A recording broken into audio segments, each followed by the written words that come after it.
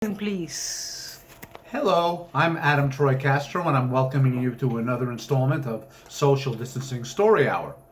What I must tell you about this story, which is a little bit longer than some of the ones I've been reading in this series, is that there is a problem starting off with performance. This story needs to be read by somebody who has or can duplicate a British accent. I cannot do something like that. I have this Brooklyn monstrosity. So therefore, I am asking you to make the logical leap, the intuitive leap, and imagine this being read in a British accent, upper class British accent. Okay, the story is called The Adventure of the Garrulous Codger, and it was first published in this collection I did with Jerry Olchin, with stars in their eyes. It was in the late autumn of 18 blank, while recuperating in London from wounds suffered during one of Her Majesty's campaigns, that I received a most remarkable summons from an old university friend of mine. The letter, written in a clean white ink that stood in sharp contrast with the imposing black cardstock that bore it, first inquired over the health of several of our contemporaries, then invited me to tea at his gentleman's club one fortnight hence. The card did not name the club, but it did advise me that our happy past association in the falls of academia had led my one-time classmate to propose me for membership. I was further advised that the precise nature of the society was a closely guarded secret, and that I was not to discuss the appointment with anyone, and that ample transportation would be provided as long as I proved amenable to those conditions. Intrigued, I forwarded my assent, and arranged to be home at the pre-appointed hour, when a coachman and carriage did indeed arrive at my front gate to provide a ride to the mysterious rendezvous. I confess to feeling a moment of trepidation when the coachman provided a ribbon of black silk and instructed me to tie my own blindfold. But the memory of the no doubt far greater dangers I had survived in the campaign just past swiftly bolstered my resolve. I donned the blindfold and rode in comfort to the appointed place, my mind a cauldron of wild surmise. After a journey of approximately half an hour through what I had judged to be city streets, the coachman stopped his carriage and escorted my still blindfolded self up a set of stairs and into what seemed to be a large hall populated by echoes. From there he further escorted me into another chamber redolent with the welcome scents of fine brandy and finer tobacco, where he lowered me into a comfortable easy-chair and then took his leave. I heard a heavy door closing, and I felt the one-time soldier's unmistakable certainty of regard from unseen eyes. Then I heard my old friend's voice. "Welcome to the Adventurers Club. You may remove your blindfold."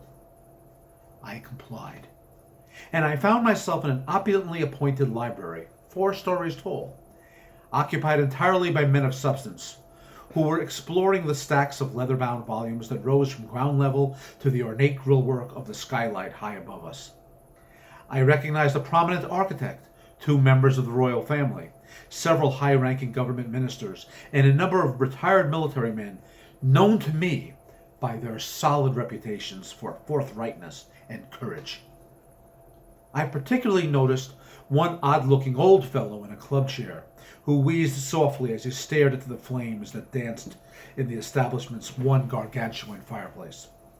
He had ruddy skin the color of a dried blister, and tremendous white eyebrows that completely obscured the shade and the intent of the orbs that hid beneath them. He was undeniably ancient, and no doubt clinging to this life by only the most heroic effort of personal will. But there was also an undeniable sense of history about him, as if the years he had lived and the sights he had seen still followed close behind him, wherever he chose to walk. "That is the colonel," said my friend from university. He was seated in the chair opposite mine, and he regarded me with frank amusement as he swirled a brandy in one gloved hand. "You will come to meet him soon enough. He is a most remarkable fellow who has traveled to all four corners of the globe, experiencing wonders and terrors of a magnitude few white men can ever imagine. It is good to see you, Richard. I returned the sentiments with equal acknowledgment of how deeply this reunion had stirred my heart with memories of our shared misbegotten youth, and accepted the offer of a brandy and cigar as my friend established the nature of this most curious establishment. It seemed that the Adventurers' Club was a society composed entirely of the Empire's most remarkable gentlemen, stalwarts all, who had distinguished themselves with their bravery and their spirit when tested by extraordinary circumstances in exotic lands. My university friend had been a member for years, since an incident involving a leopard cult in the deepest jungles of the Amazon. I was being invited to join not because of my service to Her Majesty's government in the campaign recently fought, but because of a far more obscure incident involving an unearthly creature imprisoned in a Malaysian temple. Men who have known such wonder and terror, my university friend said, who have successfully wrestled with the tides of destiny, exist on a higher plane than the common man, and require the fellowship of others of the same high quality. You may accept our invitation if you choose, or you may leave here blindfolded as you were when you arrived, with the assurance that you will never, ever be able to find independent confirmation that this place exists. It was naturally preordained that I embrace the singular honor my university friend had offered me, and that I start to cultivate the habit of taking the occasional evening in the company of other intrepid fellows like myself. It was an oddly paradoxical form of pleasure, however, in that it featured none of the extreme acts of derring-do that the members had needed to perform in order to qualify for their membership. The library of the Adventurers Club was a sedate place, a gentleman's place, a sanctuary from the dangers that had marked our existences outside of these hallowed walls. It was rare indeed that we even discussed our past histories, preferring instead to spend our long evenings here engaged in the pursuits of fine food, fine drink, and fine conversation. I confess that I was as prone to falling asleep in my chair as I was to examining the many rare volumes that our society possessed in such marvelous abundance. However, throughout the winter of that year and the spring of the next, as I came to know my fellow club members and treasure my evenings spent in their company, I took particular notice of the imposing old fellow my university friend had introduced as the Colonel.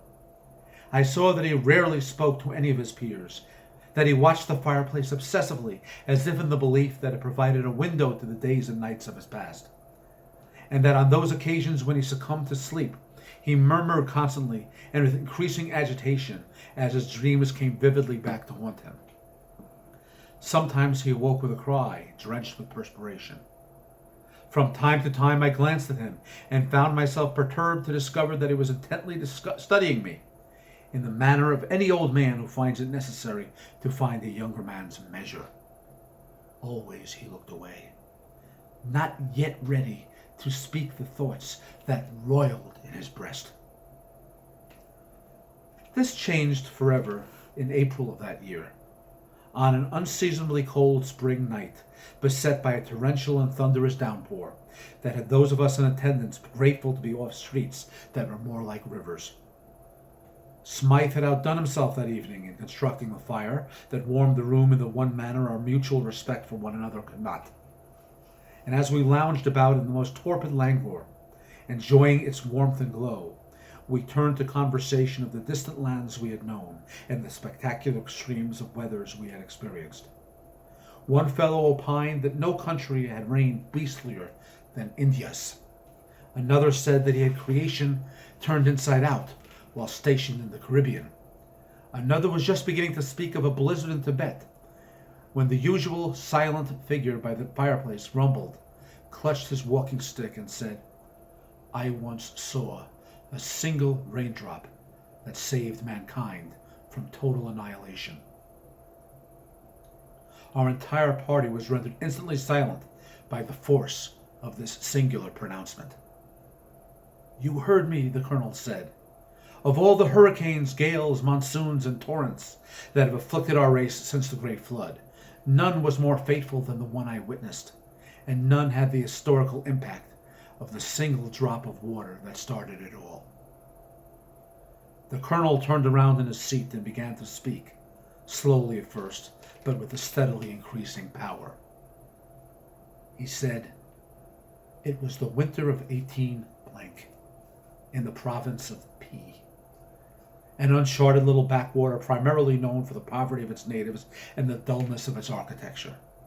I had been sent there following the unpleasant political ramifications of my adventure involving the Sultan's daughter in the Eye of the Octopus, in the belief that the isolated backward nature of the region would be able to throw off the assassins the late vizier had orders sent against me.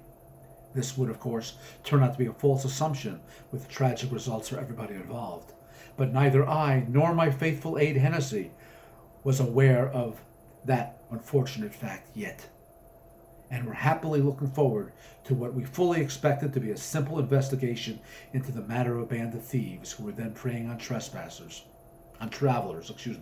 desperate enough to risk the high mountain passes. It was our assignment to shut down those gliders, and in so doing once again free those roads for civilized men.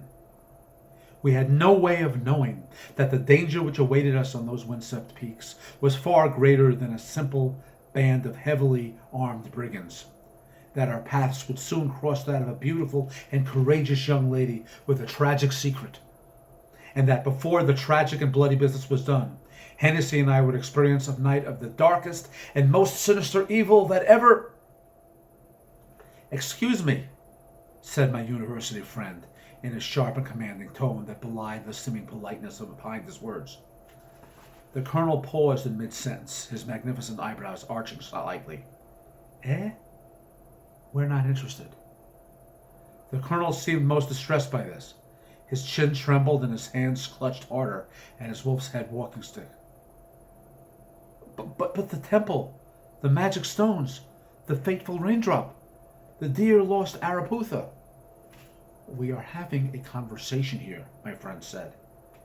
"We are discussing the weather, and we're having a perfectly fine time doing that. And we certainly didn't invite you to come over here without being asked to monopolize the conversation with another one of your shaggy dog stories." "But..." "Oh, we are certain that it's filled with heroism, hair's breadth escapes, a climax which explains what you said about the raindrop, and a final ironic observation capable of wrapping the whole thing up in a nice pretty bow.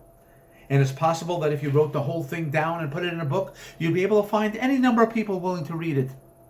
But you'll forgive my honesty if I tell you right now that the lot of us have better things to do than sit here and listen to you drone on for hours just because you were able to seize on something one of us said as an opportunity to produce a self-aggrandizing segue. We do not have the time, we do not have the inclination, and we do not have the patience. We do not care. Is that clear?" The colonel's chin quivered. He turned toward me, and for a moment I saw straight into his keen and noble soul. I saw that he had lived moments like this an uncounted number of times throughout the years of his association with this club, and that he had devoted all those months to taking my measure simply because he had been hoping against hope that with my membership he would at long last be provided an audience willing to listen to more than the first paragraph of one of his remarkable and varied narratives. There was an element of pathos to the way his eyes softened to match the earnestness of his plea. "Perhaps you, young man." I regarded him forthrightly. "Nope, sorry." The colonel nodded with infinite sadness but almost no surprise. He must have had years to grow acquainted with the ways his attempt to open his mouth usually went. Then he turned and faced the fireplace again, losing himself in its shifting character as the rest of us returned to our previous banter. He did not speak again that night. I remained an active member of the Adventurers Club for another 3 years, enjoying the company and the camaraderie, before circumstances once again forced me overseas. The association remained a pleasant and rewarding one that I still recall with great fondness, even if it was marred by several subsequent incidents involving the Colonel's consistently thwarted attempts to regale us with one of his exotic adventures. It was never the same tale. On various evenings, he tried to tell us about a murder on a passenger ship bound for Singapore, an assassin capable of murdering kings with a single whispered word, and the riddle of the man who could only walk west. However, on each occasion, either my university friend or myself, or one of our stout companions, managed to rebuff the chap. We never did get to hear one of the Colonel's stories, and we never did consider that a loss. When I last saw him, he was still in his habitual chair, still facing the fireplace, still monitoring every conversation with earshot, for an opportunity to interpose his unwanted narratives. To our knowledge, he sits there still, doomed to the perpetual state of frustration he so evidently deserved. As for myself, I took my leave of the club the day I received an urgent summons from an old acquaintance who had discovered his wealthy employer trembling by himself in his study, having been driven stark raving mad by the arrival of a parcel containing a worm of a species previously unknown in the annals of science.